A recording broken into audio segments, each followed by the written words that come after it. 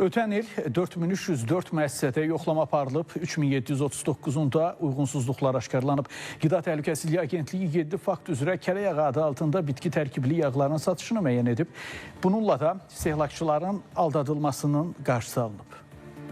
Ötən il 561 dönərxanada və 21 çiğ dönər emalı müəssisəsində nəzarət tədbirləri həyata keçirilib. Bunların nəticəsi olaraq 373 dönərxanada və 18 çiğ dönər emalı müəssisəsində müxtəlif nöqsanlar aşkarlanıb. Ümumilikdə 497 müəssisədə 600 nümunə götürülərək müayinəyə cəlb olunub.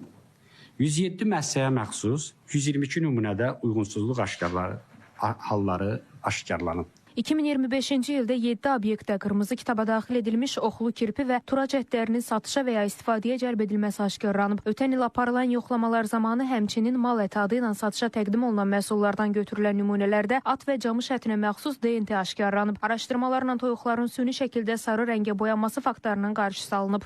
Kənd toyuğu təəssüratı yaratmaq məqsədi ilə sintetik boyaq maddələrdən istifadə etməklə toyuqların sarı rəngdə boyanma halı ilə bağlı fəaliyyətin qarşısı alınıb.